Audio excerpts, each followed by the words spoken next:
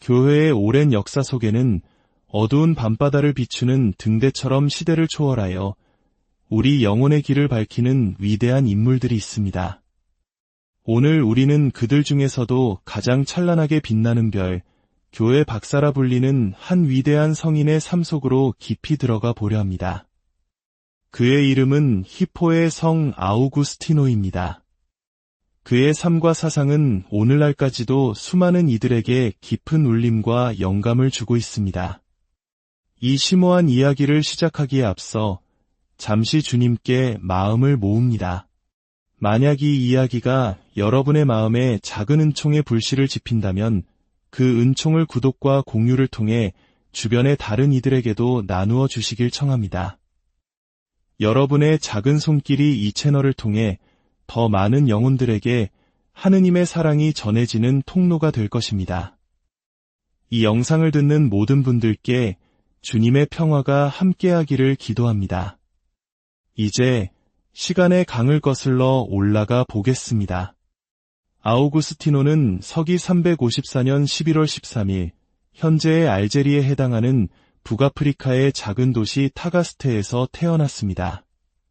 그의 아버지는 파트리키우스라는 이름의 이교도였으나 훗날 아내의 덕행과 끈질긴 기도 덕분에 세상을 떠나기 전 가톨릭으로 개종하게 됩니다.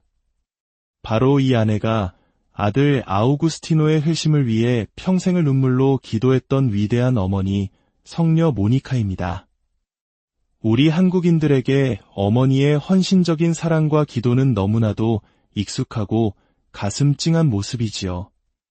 성녀 모니카의 삶은 바로 그러한 어머니의 사랑이 어떻게 기적을 일구어내는지를 보여주는 가장 위대한 증거일 것입니다. 젊은 시절의 아우구스티노는 불같은 성격에 교만함으로 가득 차 있었고 주체할 수 없는 뜨거운 열정을 지닌 청년이었습니다. 그는 수사학을 공부하기 위해 당시 북아프리카의 중심지였던 카르타고로 떠났고 그곳에서 자신의 첫 학교를 세우기도 했습니다. 하지만 대도시의 부도덕하고 세속적인 환경은 그를 감각적 쾌락을 추구하는 무질서한 삶으로 이끌었습니다.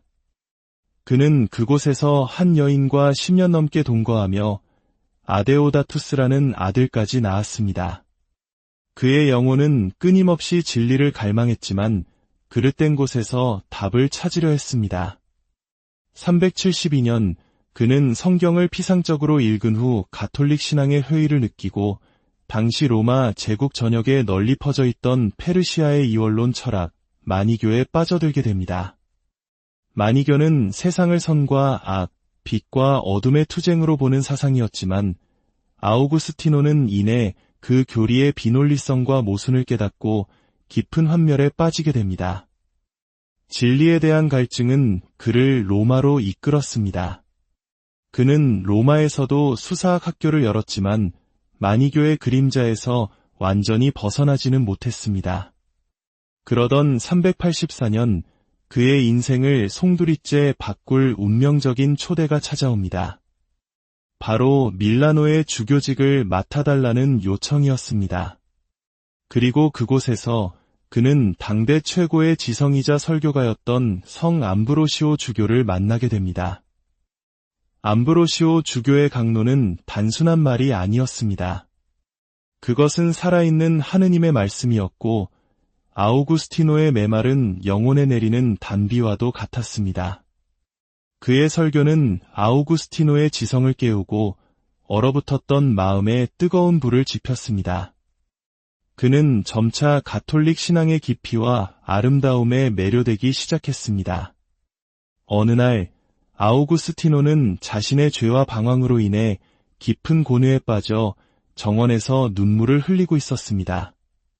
바로 그때 어디선가 어린아이의 노랫소리 같은 목소리가 들려왔습니다. 톨레, 레게, 톨레, 레게, 라틴어로 들고 읽어라, 들고 읽어라 라는 뜻이었습니다. 그는 이를 하느님의 명령으로 받아들이고 옆에 있던 성경을 펼쳤습니다. 그의 눈에 들어온 구절은 로마서 13장이었습니다.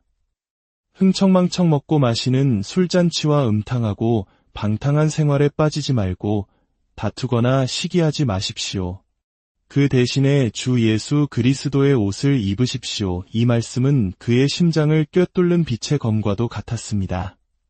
모든 의심의 어둠이 걷히고 그는 마침내 하느님께 온전히 자신을 내어드리기로 결심합니다. 그는 33세 되던 해인 387년 부활 성야에 암브로시오 주교로부터 아들 아데오다투스와 함께 세례를 받습니다. 평생을 아들의 회개를 위해 기도했던 어머니 모니카는 아들이 하느님의 품으로 돌아온 것을 본 후 얼마 지나지 않아 평화롭게 눈을 감았습니다. 하느님의 사람이 된 아우구스티노는 388년 고향 아프리카로 돌아와 391년 히포의 사제로 서품되었고 395년에는 발레리우스 주교의 뒤를 이어 히포의 주교가 되었습니다. 그는 주교로서 마니교, 펠라기우스주의, 도나투스주의 등 당시 교회를 위협하던 수많은 이단 사상에 맞서 치열하게 싸우며 정통신앙을 수호하는 교회의 위대한 기둥이 되었습니다. 그는 430년 8월 28일 주님의 품에서 영원한 안식을 얻었습니다. 하지만 아우구스티노의 위대함은 그의 극적인 회심 이야기와 이단의 맞선 투쟁에만 그치지 않습니다. 그는 역사상 가장 위대한 성모님의 현양자 중 한 명이었습니다. 그의 성모님에 대한 신학적 통찰은 시대를 1500년이나 앞서간 것이었습니다. 그는 성모님을 단순히 예수님의 어머니로만 보지 않았습니다. 그는 성모님의 예정에 대해 이야기했습니다. 즉, 하느님께서는 세상 창조 이전부터 당신의 아들이 사람이 되기로 결정하신 바로 그 순간에 그 아들의 어머니로서 마리아를 선택하셨다는 것입니다. 아우구스티노는 이렇게 말했습니다. 예수께서는 당신의 어머니를 예정 안에서 알고 계셨습니다. 그분에게서 태어나시기 전부터, 아니, 하느님으로서 그분을 창조하시기 전부터 알고 계셨습니다. 그분은 당신이 창조하신 어머니를 선택하셨고, 당신이 선택하신 어머니를 창조하셨습니다. 이 놀라운 통찰은 훗날 교황 비오 12세가 성모 승천 교의를 선포할 때 중요한 신학적 근거가 되었습니다. 또한 아우구스티노는 동정녀이시자 어머니라는 성모님의 두 가지 위대한 특권을 강조했습니다. 그는 성모님께서 동정으로 예수를 잉태하고 낳으셨다는 사실이 예수님의 신성을 증명하고 동시에 그분이 참된 어머니라는 사실이 예수님의 인성을 증명한다고 보았습니다. 더 나아가 그는 성모님을 교회의 어머니라고 칭했습니다. 성모님께서 그리스도의 탄생에 협력하심으로써 그리스도의 신비체인 교회의 모든 지체, 즉 우리 모두의 탄생에도 협력하셨기 때문입니다. 특히 주목할 점은 그가 성모님의 원죄 없으신 잉태 교리의 선구자였다는 사실입니다. 물론 이 교리가 공식적으로 선포된 것은 훨씬 후의 일이지만 아우구스티노는 이미 4세기에 그 신학적 토대를 마련했습니다. 그는 펠라기우스주의자들이 인간의 의지만으로 죄를 짓지 않을 수 있다고 주장했을 때 이에 맞서 모든 인간은 원죄의 영향 아래 있다고 주장했습니다. 그러면서도 그는 단 한 분, 성모 마리아만은 예외로 두었습니다. 그는 이렇게 말했습니다. 주님께 대한 경외심 때문에 죄에 관한 한 동정 성모 마리아에 대해서는 그 어떤 질문도 제기하고 싶지 않습니다. 우리는 어찌 알겠습니까? 죄가 없으신 분을 잉태하고 낳는 영광을 받으신 그분에게 모든 면에서 죄를 이길 수 있도록 얼마나 더 풍성한 은총이 주어졌는지를 말입니다. 이는 성모님께서 하느님의 특별한 은총으로 원죄와 본죄, 그 모든 죄로부터 보호받으셨음을 시사하는 놀라운 고백이었습니다. 사랑하는 형제자매 여러분, 성 아우구스티노의 삶이 오늘 우리에게 전하는 메시지는 분명합니다. 그는 우리에게 희망의 상징입니다. 그의 삶은 우리가 과거에 얼마나 큰 죄를 짓고 얼마나 멀리 방황했을지라도 하느님께로 돌아가는 길은 언제나 열려 있음을 보여줍니다. 무질서와 죄의 악취로 가득했던 그의 삶이 하느님의 은총 안에서 어떻게 거룩하게 변화될 수 있었는지를 똑똑히 증언합니다. 성모님께서 천사의 말에 예라고 응답하셨듯 우리 역시 우리 삶을 향한 하느님의 부르심의 순종으로 피아디라고 응답해야 합니다. 성모님께서 보여주신 하느님의 말씀을 듣고 순명으로 실천하는 그 모습이야말로 우리가 따라야 할 가장 위대한 모범입니다. 위대한 성인의 회심과 지혜에 대해 주 예수 그리스도와 성모 마리아께 감사드립니다. 성 아우구스티노의 거룩한 저술들은 하느님께서 무한한 사랑과 정성으로 빚으시고 우리 모두의 어머니가 되게 하신 그 영혼, 성모 마리아에 대한 찬미를 영원히 노래할 것입니다. 주님의 거룩하신 이름이 이제와 영원히 찬미받으소서. 성부와 성자와 성령의 이름으로. 교회의 오랜 역사 속에는 어두운 밤바다를 비추는 등대처럼 시대를 초월하여 우리 영혼의 길을 밝히는 위대한 인물들이 있습니다. 오늘 우리는 그들 중에서도 가장 찬란하게 빛나는 별, 교회 박사라 불리는 한 위대한 성인의 삶 속으로 깊이 들어가 보려 합니다. 그의 이름은 히포의 성 아우구스티노입니다. 그의 삶과 사상은 오늘날까지도 수많은 이들에게 깊은 울림과 영감을 주고 있습니다. 이 심오한 이야기를 시작하기에 앞서 잠시 주님께 마음을 모읍니다. 만약 이 이야기가 여러분의 마음에 작은 은총의 불씨를 지핀다면 그 은총을 구독과 공유를 통해 주변의 다른 이들에게도 나누어 주시길 청합니다. 여러분의 작은 손길이 이 채널을 통해 더 많은 영혼들에게 하느님의 사랑이 전해지는 통로가 될 것입니다. 이 영상을 듣는 모든 분들께 주님의 평화가 함께하기를 기도합니다. 이제 시간의 강을 거슬러 올라가 보겠습니다. 아우구스티노는 서기 354년 11월 13일 현재의 알제리에 해당하는 북아프리카의 작은 도시 타가스테에서 태어났습니다. 그의 아버지는 파트리키우스라는 이름의 이교도였으나 훗날 아내의 덕행과 끈질긴 기도 덕분에 세상을 떠나기 전 가톨릭으로 개종하게 됩니다. 바로 이 아내가 아들 아우구스티노의 회심을 위해 평생을 눈물로 기도했던 위대한 어머니 성녀 모니카입니다. 우리 한국인들에게 어머니의 헌신적인 사랑과 기도는 너무나도 익숙하고 가슴 찡한 모습이지요. 성녀 모니카의 삶은 바로 그러한 어머니의 사랑이 어떻게 기적을 일구어내는지를 보여주는 가장 위대한 증거일 것입니다. 젊은 시절의 아우구스티노는 불같은 성격에 교만함으로 가득 차 있었고 주체할 수 없는 뜨거운 열정을 지닌 청년이었습니다. 그는 수사학을 공부하기 위해 당시 북아프리카의 중심지였던 카르타고로 떠났고 그곳에서 자신의 첫 학교를 세우기도 했습니다. 하지만 대도시의 부도덕하고 세속적인 환경은 그를 감각적 쾌락을 추구하는 무질서한 삶으로 이끌었습니다. 그는 그곳에서 한 여인과 10년 넘게 동거하며 아데오다투스라는 아들까지 낳았습니다.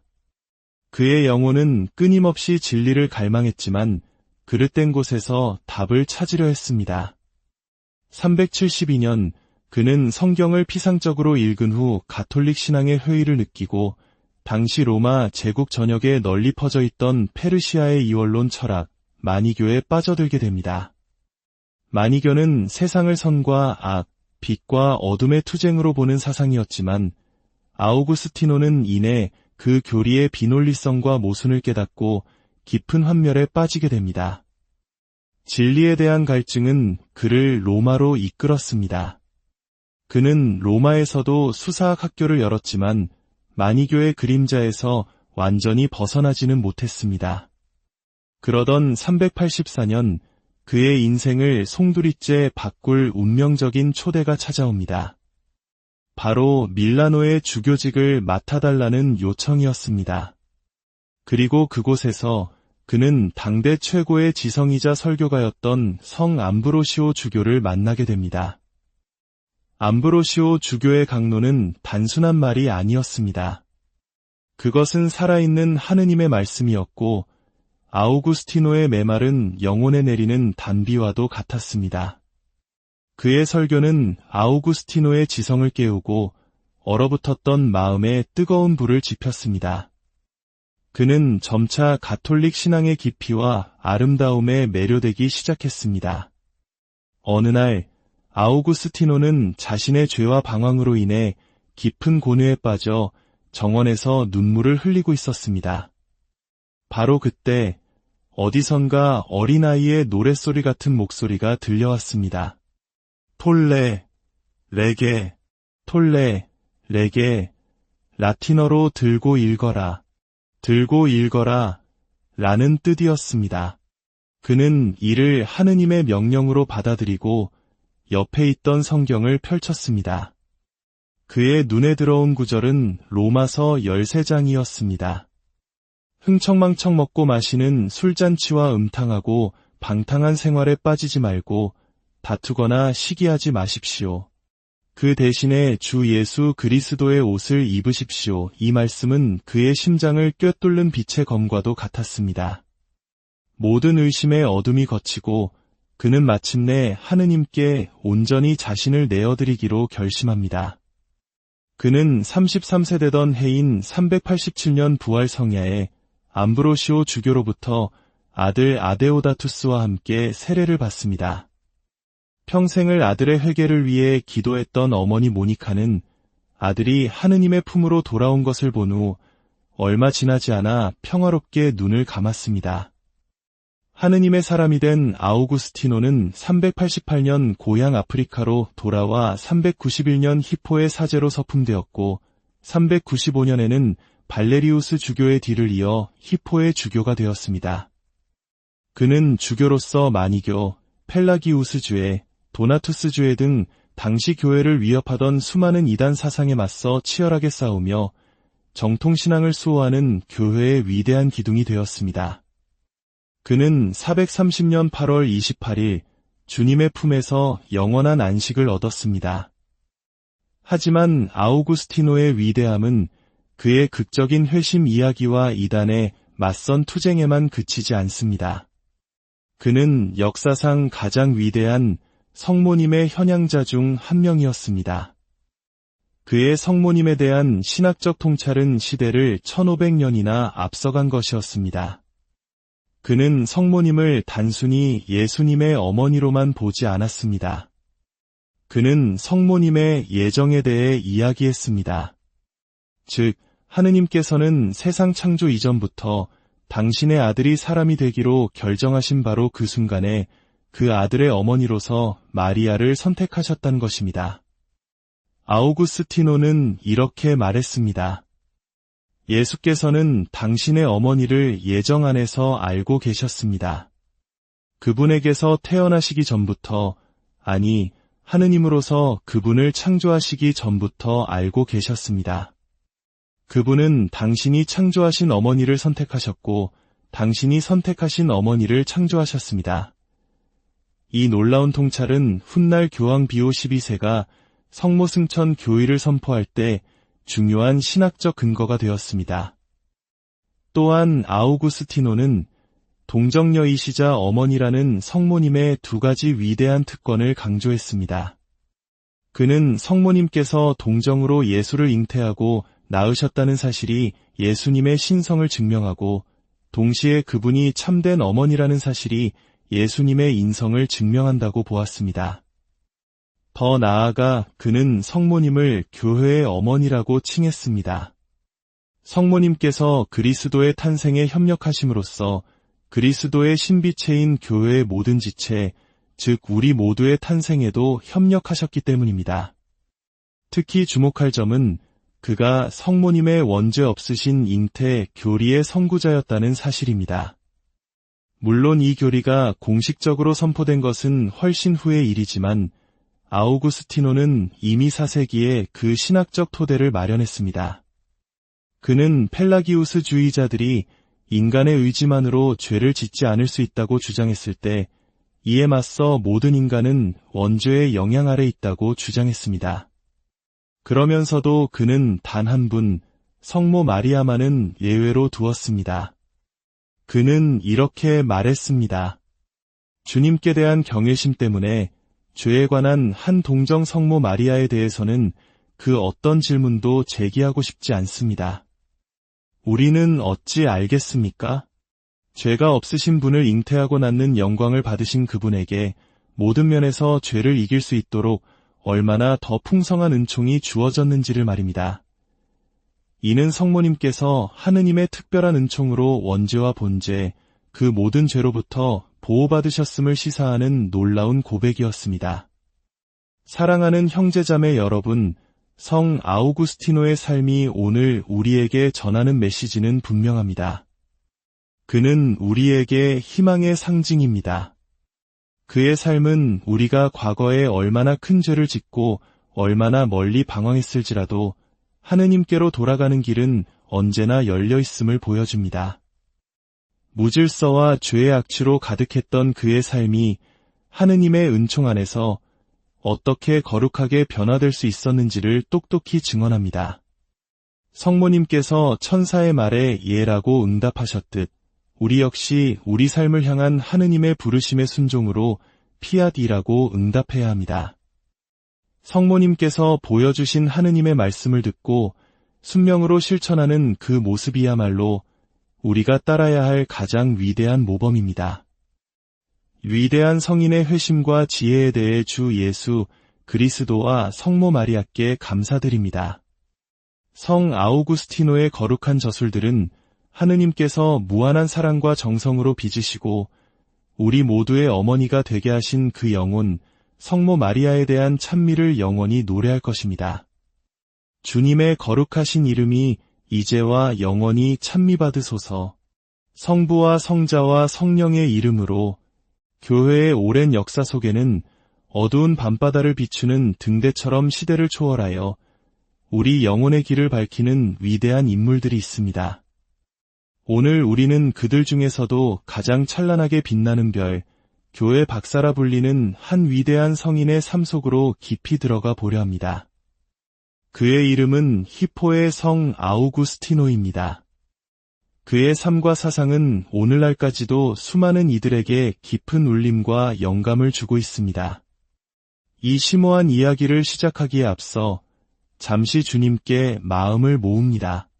만약 이 이야기가 여러분의 마음에 작은 은총의 불씨를 지핀다면 그 은총을 구독과 공유를 통해 주변의 다른 이들에게도 나누어 주시길 청합니다. 여러분의 작은 손길이 이 채널을 통해 더 많은 영혼들에게 하느님의 사랑이 전해지는 통로가 될 것입니다. 이 영상을 듣는 모든 분들께 주님의 평화가 함께하기를 기도합니다. 이제 시간의 강을 거슬러 올라가 보겠습니다. 아우구스티노는 서기 354년 11월 13일 현재의 알제리에 해당하는 북아프리카의 작은 도시 타가스테에서 태어났습니다. 그의 아버지는 파트리키우스라는 이름의 이교도였으나 훗날 아내의 덕행과 끈질긴 기도 덕분에 세상을 떠나기 전 가톨릭으로 개종하게 됩니다. 바로 이 아내가 아들 아우구스티노의 회심을 위해 평생을 눈물로 기도했던 위대한 어머니 성녀 모니카입니다. 우리 한국인들에게 어머니의 헌신적인 사랑과 기도는 너무나도 익숙하고 가슴 찡한 모습이지요. 성녀 모니카의 삶은 바로 그러한 어머니의 사랑이 어떻게 기적을 일구어내는지를 보여주는 가장 위대한 증거일 것입니다. 젊은 시절에 아우구스티노는 불같은 성격의 교만함으로 가득 차 있었고 주체할 수 없는 뜨거운 열정을 지닌 청년이었습니다. 그는 수사학을 공부하기 위해 당시 북아프리카의 중심지였던 카르타고로 떠났고 그곳에서 자신의 첫 학교를 세우기도 했습니다. 하지만 대도시의 부도덕하고 세속적인 환경은 그를 감각적 쾌락을 추구하는 무질서한 삶으로 이끌었습니다. 그는 그곳에서 한 여인과 10년 넘게 동거하며 아데오다투스라는 아들까지 낳았습니다. 그의 영혼은 끊임없이 진리를 갈망했지만 그릇된 곳에서 답을 찾으려 했습니다. 372년 그는 성경을 피상적으로 읽은 후 가톨릭 신앙의 회의를 느끼고 당시 로마 제국 전역에 널리 퍼져 있던 페르시아의 이원론 철학, 마니교에 빠져들게 됩니다. 마니교는 세상을 선과 악, 빛과 어둠의 투쟁으로 보는 사상이었지만 아우구스티노는 이내 그 교리의 비논리성과 모순을 깨닫고 깊은 환멸에 빠지게 됩니다. 진리에 대한 갈증은 그를 로마로 이끌었습니다. 그는 로마에서도 수사학 학교를 열었지만 마니교의 그림자에서 완전히 벗어나지는 못했습니다. 그러던 384년 그의 인생을 송두리째 바꿀 운명적인 초대가 찾아옵니다. 바로 밀라노의 주교직을 맡아달라는 요청이었습니다. 그리고 그곳에서 그는 당대 최고의 지성이자 설교가였던 성 암브로시오 주교를 만나게 됩니다. 암브로시오 주교의 강론은 단순한 말이 아니었습니다. 그것은 살아있는 하느님의 말씀이었고 아우구스티노의 메말은 영혼에 내리는 단비와도 같았습니다. 그의 설교는 아우구스티노의 지성을 깨우고 얼어붙었던 마음에 뜨거운 불을 지폈습니다. 그는 점차 가톨릭 신앙의 깊이와 아름다움에 매료되기 시작했습니다. 어느 날 아우구스티노는 자신의 죄와 방황으로 인해 깊은 고뇌에 빠져 정원에서 눈물을 흘리고 있었습니다. 바로 그때 어디선가 어린아이의 노랫소리 같은 목소리가 들려왔습니다. 톨레, 레게, 톨레, 레게, 라틴어로 들고 읽어라, 들고 읽어라 라는 뜻이었습니다. 그는 이를 하느님의 명령으로 받아들이고 옆에 있던 성경을 펼쳤습니다. 그의 눈에 들어온 구절은 로마서 13장이었습니다. 흥청망청 먹고 마시는 술잔치와 음탕하고 방탕한 생활에 빠지지 말고 다투거나 시기하지 마십시오. 그 대신에 주 예수 그리스도의 옷을 입으십시오. 이 말씀은 그의 심장을 꿰뚫는 빛의 검과도 같았습니다. 모든 의심의 어둠이 걷히고 그는 마침내 하느님께 온전히 자신을 내어드리기로 결심합니다. 그는 33세 되던 해인 387년 부활 성야에 암브로시오 주교로부터 아들 아데오다투스와 함께 세례를 받습니다.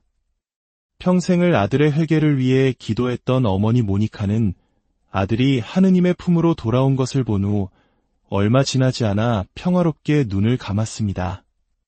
하느님의 사람이 된 아우구스티노는 388년 고향 아프리카로 돌아와 391년 히포의 사제로 서품되었고 395년에는 발레리우스 주교의 뒤를 이어 히포의 주교가 되었습니다.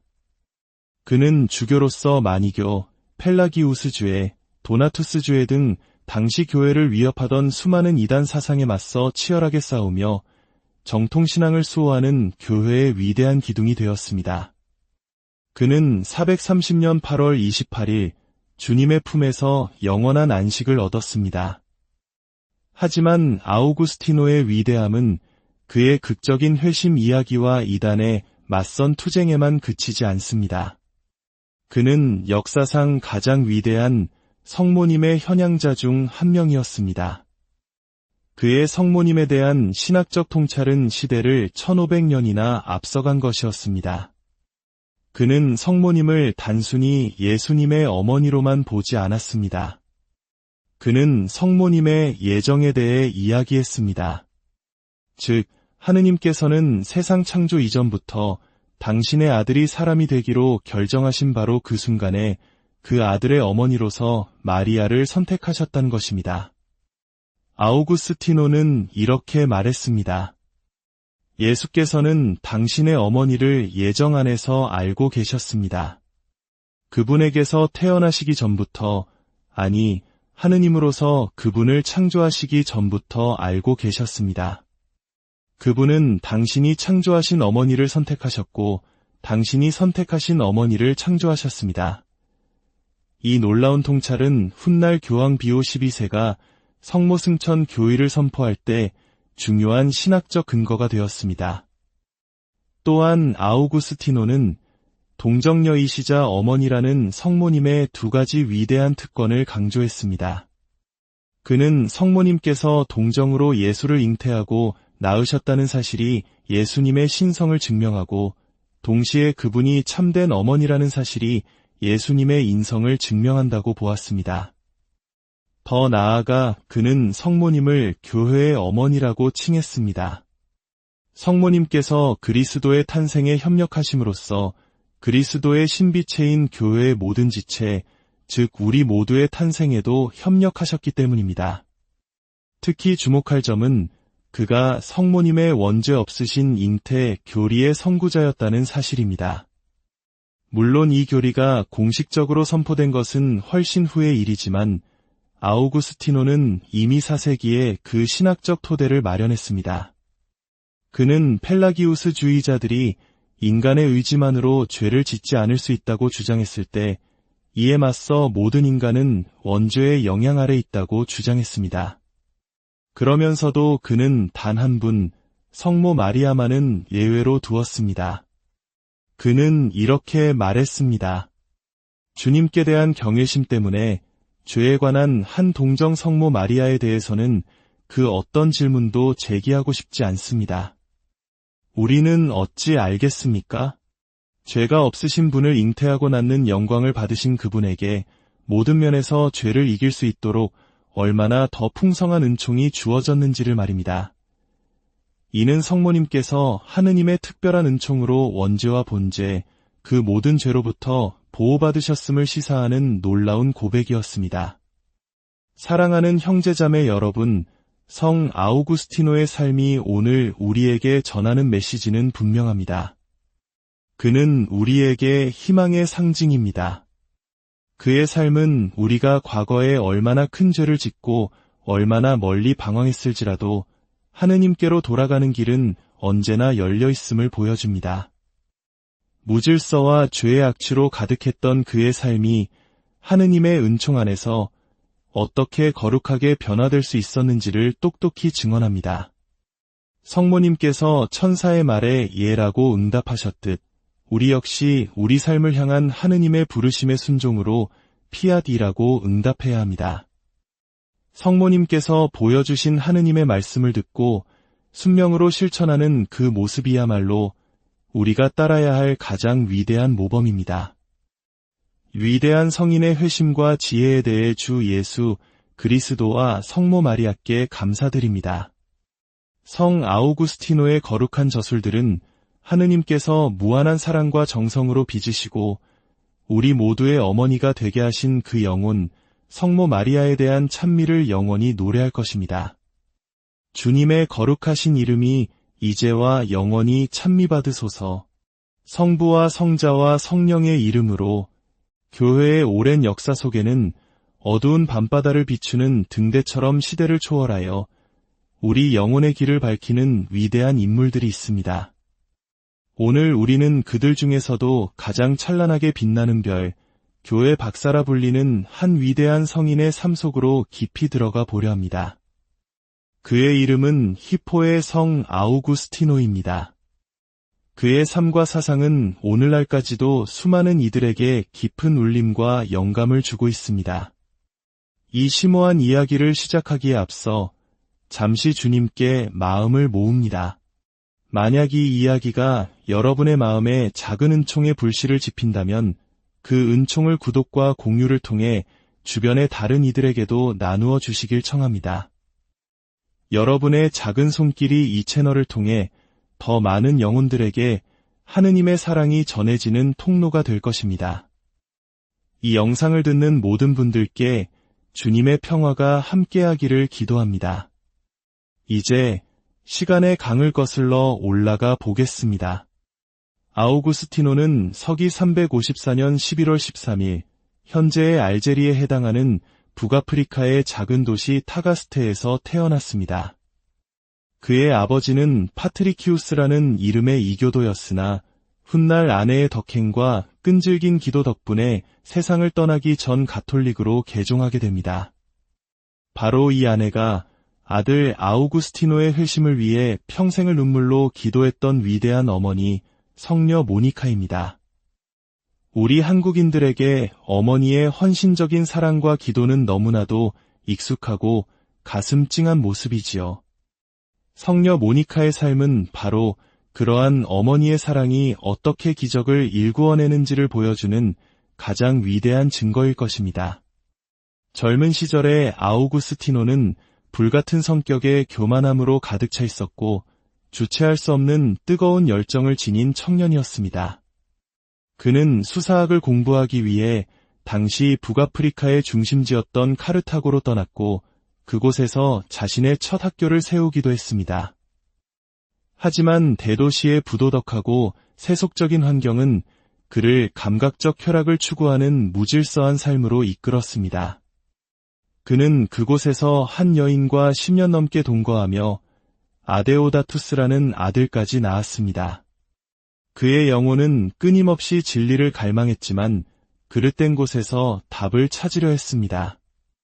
372년 그는 성경을 피상적으로 읽은 후 가톨릭 신앙의 회의를 느끼고 당시 로마 제국 전역에 널리 퍼져 있던 페르시아의 이원론 철학, 마니교에 빠져들게 됩니다. 마니교는 세상을 선과 악, 빛과 어둠의 투쟁으로 보는 사상이었지만 아우구스티노는 이내 그 교리의 비논리성과 모순을 깨닫고 깊은 환멸에 빠지게 됩니다. 진리에 대한 갈증은 그를 로마로 이끌었습니다. 그는 로마에서도 수사학 학교를 열었지만 마니교의 그림자에서 완전히 벗어나지는 못했습니다. 그러던 384년 그의 인생을 송두리째 바꿀 운명적인 초대가 찾아옵니다. 바로 밀라노의 주교직을 맡아달라는 요청이었습니다. 그리고 그곳에서 그는 당대 최고의 지성이자 설교가였던 성 암브로시오 주교를 만나게 됩니다. 암브로시오 주교의 강론은 단순한 말이 아니었습니다.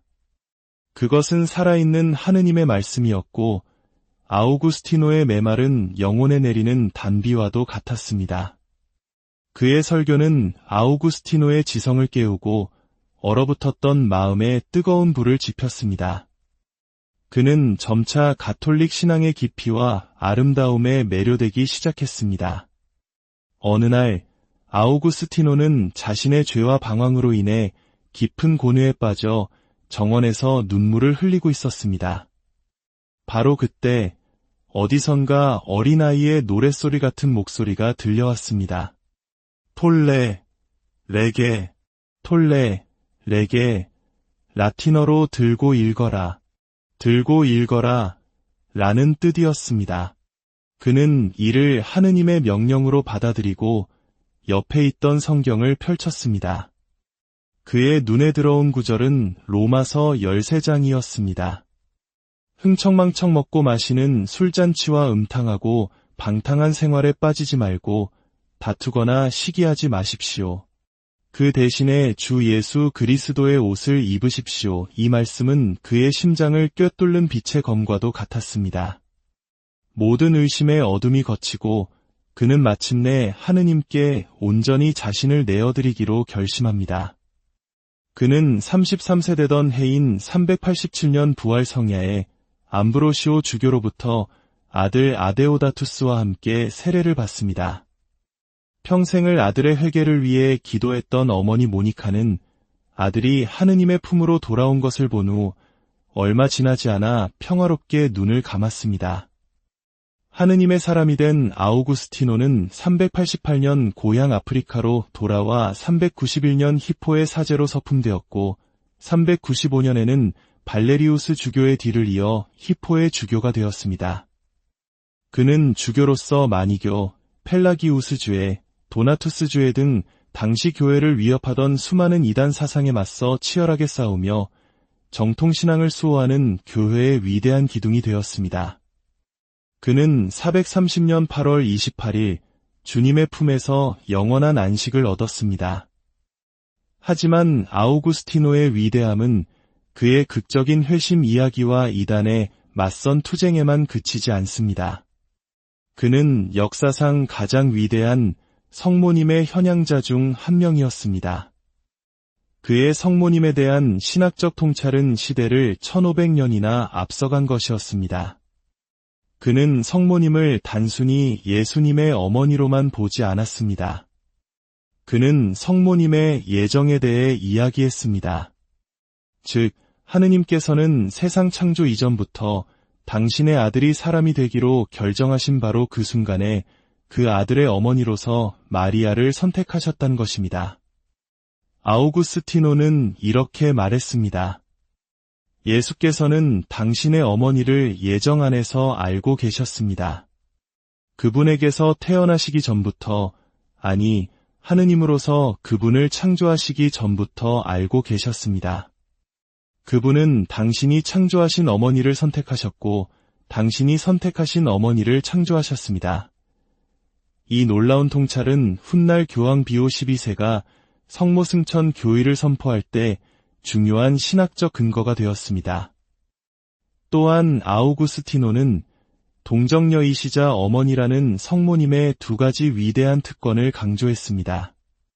그는 성모님께서 동정으로 예수를 잉태하고 낳으셨다는 사실이 예수님의 신성을 증명하고, 동시에 그분이 참된 어머니라는 사실이 예수님의 인성을 증명한다고 보았습니다. 더 나아가 그는 성모님을 교회의 어머니라고 칭했습니다. 성모님께서 그리스도의 탄생에 협력하심으로써 그리스도의 신비체인 교회의 모든 지체, 즉 우리 모두의 탄생에도 협력하셨기 때문입니다. 특히 주목할 점은 그가 성모님의 원죄 없으신 잉태 교리의 선구자였다는 사실입니다. 물론 이 교리가 공식적으로 선포된 것은 훨씬 후의 일이지만 아우구스티노는 이미 4세기에 그 신학적 토대를 마련했습니다. 그는 펠라기우스주의자들이 인간의 의지만으로 죄를 짓지 않을 수 있다고 주장했을 때 이에 맞서 모든 인간은 원죄의 영향 아래 있다고 주장했습니다. 그러면서도 그는 단 한 분, 성모 마리아만은 예외로 두었습니다. 그는 이렇게 말했습니다. 주님께 대한 경외심 때문에 죄에 관한 한 동정 성모 마리아에 대해서는 그 어떤 질문도 제기하고 싶지 않습니다. 우리는 어찌 알겠습니까? 죄가 없으신 분을 잉태하고 낳는 영광을 받으신 그분에게 모든 면에서 죄를 이길 수 있도록 얼마나 더 풍성한 은총이 주어졌는지를 말입니다. 이는 성모님께서 하느님의 특별한 은총으로 원죄와 본죄, 그 모든 죄로부터 보호받으셨음을 시사하는 놀라운 고백이었습니다. 사랑하는 형제자매 여러분, 성 아우구스티노의 삶이 오늘 우리에게 전하는 메시지는 분명합니다. 그는 우리에게 희망의 상징입니다. 그의 삶은 우리가 과거에 얼마나 큰 죄를 짓고 얼마나 멀리 방황했을지라도 하느님께로 돌아가는 길은 언제나 열려 있음을 보여줍니다. 무질서와 죄의 악취로 가득했던 그의 삶이 하느님의 은총 안에서 어떻게 거룩하게 변화될 수 있었는지를 똑똑히 증언합니다. 성모님께서 천사의 말에 예라고 응답하셨듯 우리 역시 우리 삶을 향한 하느님의 부르심의 순종으로 피아디라고 응답해야 합니다. 성모님께서 보여주신 하느님의 말씀을 듣고 순명으로 실천하는 그 모습이야말로 우리가 따라야 할 가장 위대한 모범입니다. 위대한 성인의 회심과 지혜에 대해 주 예수 그리스도와 성모 마리아께 감사드립니다. 성 아우구스티노의 거룩한 저술들은 하느님께서 무한한 사랑과 정성으로 빚으시고 우리 모두의 어머니가 되게 하신 그 영혼 성모 마리아에 대한 찬미를 영원히 노래할 것입니다. 주님의 거룩하신 이름이 이제와 영원히 찬미받으소서. 성부와 성자와 성령의 이름으로. 교회의 오랜 역사 속에는 어두운 밤바다를 비추는 등대처럼 시대를 초월하여 우리 영혼의 길을 밝히는 위대한 인물들이 있습니다. 오늘 우리는 그들 중에서도 가장 찬란하게 빛나는 별, 교회 박사라 불리는 한 위대한 성인의 삶 속으로 깊이 들어가 보려 합니다. 그의 이름은 히포의 성 아우구스티노입니다. 그의 삶과 사상은 오늘날까지도 수많은 이들에게 깊은 울림과 영감을 주고 있습니다. 이 심오한 이야기를 시작하기에 앞서 잠시 주님께 마음을 모읍니다. 만약 이 이야기가 여러분의 마음에 작은 은총의 불씨를 지핀다면 그 은총을 구독과 공유를 통해 주변의 다른 이들에게도 나누어 주시길 청합니다. 여러분의 작은 손길이 이 채널을 통해 더 많은 영혼들에게 하느님의 사랑이 전해지는 통로가 될 것입니다. 이 영상을 듣는 모든 분들께 주님의 평화가 함께하기를 기도합니다. 이제 시간의 강을 거슬러 올라가 보겠습니다. 아우구스티노는 서기 354년 11월 13일 현재의 알제리에 해당하는 북아프리카의 작은 도시 타가스테에서 태어났습니다. 그의 아버지는 파트리키우스라는 이름의 이교도였으나 훗날 아내의 덕행과 끈질긴 기도 덕분에 세상을 떠나기 전 가톨릭으로 개종하게 됩니다. 바로 이 아내가 아들 아우구스티노의 회심을 위해 평생을 눈물로 기도했던 위대한 어머니 성녀 모니카입니다. 우리 한국인들에게 어머니의 헌신적인 사랑과 기도는 너무나도 익숙하고 가슴 찡한 모습이지요. 성녀 모니카의 삶은 바로 그러한 어머니의 사랑이 어떻게 기적을 일구어내는지를 보여주는 가장 위대한 증거일 것입니다. 젊은 시절의 아우구스티노는 불같은 성격에 교만함으로 가득 차 있었고 주체할 수 없는 뜨거운 열정을 지닌 청년이었습니다. 그는 수사학을 공부하기 위해 당시 북아프리카의 중심지였던 카르타고로 떠났고 그곳에서 자신의 첫 학교를 세우기도 했습니다. 하지만 대도시의 부도덕하고 세속적인 환경은 그를 감각적 쾌락을 추구하는 무질서한 삶으로 이끌었습니다. 그는 그곳에서 한 여인과 10년 넘게 동거하며 아데오다투스라는 아들까지 낳았습니다.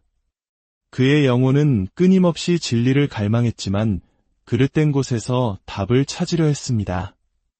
372년 그는 성경을 피상적으로 읽은 후 가톨릭 신앙의 회의를 느끼고 당시 로마 제국 전역에 널리 퍼져 있던 페르시아의 이원론 철학, 마니교에 빠져들게 됩니다. 마니교는 세상을 선과 악, 빛과 어둠의 투쟁으로 보는 사상이었지만 아우구스티노는 이내 그 교리의 비논리성과 모순을 깨닫고 깊은 환멸에 빠지게 됩니다. 진리에 대한 갈증은 그를 로마로 이끌었습니다.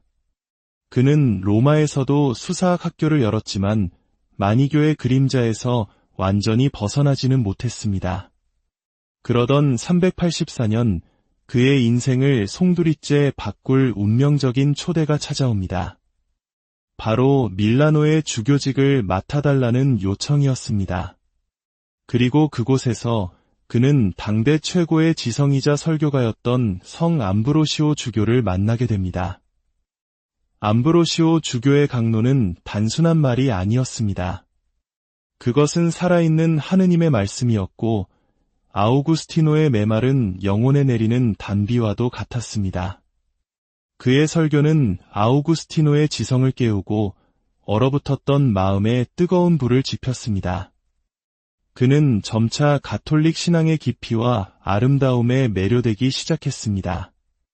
어느 날 아우구스티노는 자신의 죄와 방황으로 인해 깊은 고뇌에 빠져 정원에서 눈물을 흘리고 있었습니다. 바로 그때 어디선가 어린아이의 노랫소리 같은 목소리가 들려왔습니다. 톨레, 레게, 톨레, 레게, 라틴어로 들고 읽어라, 들고 읽어라 라는 뜻이었습니다. 그는 이를 하느님의 명령으로 받아들이고 옆에 있던 성경을 펼쳤습니다. 그의 눈에 들어온 구절은 로마서 13장이었습니다. 흥청망청 먹고 마시는 술잔치와 음탕하고 방탕한 생활에 빠지지 말고 다투거나 시기하지 마십시오. 그 대신에 주 예수 그리스도의 옷을 입으십시오. 이 말씀은 그의 심장을 꿰뚫는 빛의 검과도 같았습니다.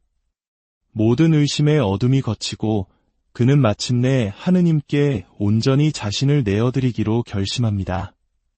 그는 33세 되던 해인 387년 부활 성야에 암브로시오 주교로부터 아들 아데오다투스와 함께 세례를 받습니다. 평생을 아들의 회개를 위해 기도했던 어머니 모니카는 아들이 하느님의 품으로 돌아온 것을 본 후 얼마 지나지 않아 평화롭게 눈을 감았습니다. 하느님의 사람이 된 아우구스티노는 388년 고향 아프리카로 돌아와 391년 히포의 사제로 서품되었고 395년에는 발레리우스 주교의 뒤를 이어 히포의 주교가 되었습니다. 그는 주교로서 마니교, 펠라기우스주의, 도나투스주의 등 당시 교회를 위협하던 수많은 이단 사상에 맞서 치열하게 싸우며 정통신앙을 수호하는 교회의 위대한 기둥이 되었습니다. 그는 430년 8월 28일 주님의 품에서 영원한 안식을 얻었습니다. 하지만 아우구스티노의 위대함은 그의 극적인 회심 이야기와 이단의 맞선 투쟁에만 그치지 않습니다. 그는 역사상 가장 위대한 성모님의 현양자 중 한 명이었습니다. 그의 성모님에 대한 신학적 통찰은 시대를 1500년이나 앞서간 것이었습니다. 그는 성모님을 단순히 예수님의 어머니로만 보지 않았습니다. 그는 성모님의 예정에 대해 이야기했습니다. 즉, 하느님께서는 세상 창조 이전부터 당신의 아들이 사람이 되기로 결정하신 바로 그 순간에 그 아들의 어머니로서 마리아를 선택하셨다는 것입니다. 아우구스티노는 이렇게 말했습니다. 예수께서는 당신의 어머니를 예정 안에서 알고 계셨습니다. 그분에게서 태어나시기 전부터, 아니, 하느님으로서 그분을 창조하시기 전부터 알고 계셨습니다. 그분은 당신이 창조하신 어머니를 선택하셨고, 당신이 선택하신 어머니를 창조하셨습니다. 이 놀라운 통찰은 훗날 교황 비오 12세가 성모 승천 교의를 선포할 때 중요한 신학적 근거가 되었습니다. 또한 아우구스티노는 동정녀이시자 어머니라는 성모님의 두 가지 위대한 특권을 강조했습니다. 그는 성모님께서 동정으로 예수를 잉태하고 낳으셨다는 사실이 예수님의 신성을 증명하고 동시에 그분이 참된 어머니라는 사실이 예수님의 인성을 증명한다고 보았습니다. 더 나아가 그는 성모님을 교회의 어머니라고 칭했습니다. 성모님께서 그리스도의 탄생에 협력하심으로써 그리스도의 신비체인 교회의 모든 지체, 즉 우리 모두의 탄생에도 협력하셨기 때문입니다. 특히 주목할 점은 그가 성모님의 원죄 없으신 잉태 교리의 선구자였다는 사실입니다. 물론 이 교리가 공식적으로 선포된 것은 훨씬 후의 일이지만 아우구스티노는 이미 4세기에 그 신학적 토대를 마련했습니다. 그는 펠라기우스주의자들이 인간의 의지만으로 죄를 짓지 않을 수 있다고 주장했을 때 이에 맞서 모든 인간은 원죄의 영향 아래 있다고 주장했습니다. 그러면서도 그는 단 한 분, 성모 마리아만은 예외로 두었습니다. 그는 이렇게 말했습니다. 주님께 대한 경외심 때문에 죄에 관한 한 동정 성모 마리아에 대해서는 그 어떤 질문도 제기하고 싶지 않습니다. 우리는 어찌 알겠습니까? 죄가 없으신 분을 잉태하고 낳는 영광을 받으신 그분에게 모든 면에서 죄를 이길 수 있도록 얼마나 더 풍성한 은총이 주어졌는지를 말입니다. 이는 성모님께서 하느님의 특별한 은총으로 원죄와 본죄, 그 모든 죄로부터 보호받으셨음을 시사하는 놀라운 고백이었습니다. 사랑하는 형제자매 여러분, 성 아우구스티노의 삶이 오늘 우리에게 전하는 메시지는 분명합니다. 그는 우리에게 희망의 상징입니다.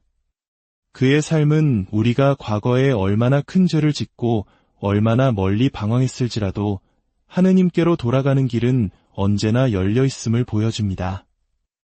무질서와 죄의 악취로 가득했던 그의 삶이 하느님의 은총 안에서 어떻게 거룩하게 변화될 수 있었는지를 똑똑히 증언합니다. 성모님께서 천사의 말에 예라고 응답하셨듯 우리 역시 우리 삶을 향한 하느님의 부르심의 순종으로 피아디라고 응답해야 합니다. 성모님께서 보여주신 하느님의 말씀을 듣고 순명으로 실천하는 그 모습이야말로 우리가 따라야 할 가장 위대한 모범입니다. 위대한 성인의 회심과 지혜에 대해 주 예수 그리스도와 성모 마리아께 감사드립니다. 성 아우구스티노의 거룩한 저술들은 하느님께서 무한한 사랑과 정성으로 빚으시고 우리 모두의 어머니가 되게 하신 그 영혼, 성모 마리아에 대한 찬미를 영원히 노래할 것입니다. 주님의 거룩하신 이름이 이제와 영원히 찬미받으소서. 성부와 성자와 성령의 이름으로. 교회의 오랜 역사 속에는 어두운 밤바다를 비추는 등대처럼 시대를 초월하여 우리 영혼의 길을 밝히는 위대한 인물들이 있습니다. 오늘 우리는 그들 중에서도 가장 찬란하게 빛나는 별, 교회 박사라 불리는 한 위대한 성인의 삶 속으로 깊이 들어가 보려 합니다. 그의 이름은 히포의 성 아우구스티노입니다. 그의 삶과 사상은 오늘날까지도 수많은 이들에게 깊은 울림과 영감을 주고 있습니다. 이 심오한 이야기를 시작하기에 앞서 잠시 주님께 마음을 모읍니다. 만약 이 이야기가 여러분의 마음에 작은 은총의 불씨를 지핀다면 그 은총을 구독과 공유를 통해 주변의 다른 이들에게도 나누어 주시길 청합니다. 여러분의 작은 손길이 이 채널을 통해 더 많은 영혼들에게 하느님의 사랑이 전해지는 통로가 될 것입니다. 이 영상을 듣는 모든 분들께 주님의 평화가 함께하기를 기도합니다. 이제 시간의 강을 거슬러 올라가 보겠습니다. 아우구스티노는 서기 354년 11월 13일 현재의 알제리에 해당하는 북아프리카의 작은 도시 타가스테에서 태어났습니다. 그의 아버지는 파트리키우스라는 이름의 이교도였으나 훗날 아내의 덕행과 끈질긴 기도 덕분에 세상을 떠나기 전 가톨릭으로 개종하게 됩니다. 바로 이 아내가 아들 아우구스티노의 회심을 위해 평생을 눈물로 기도했던 위대한 어머니 성녀 모니카입니다. 우리 한국인들에게 어머니의 헌신적인 사랑과 기도는 너무나도 익숙하고 가슴 찡한 모습이지요.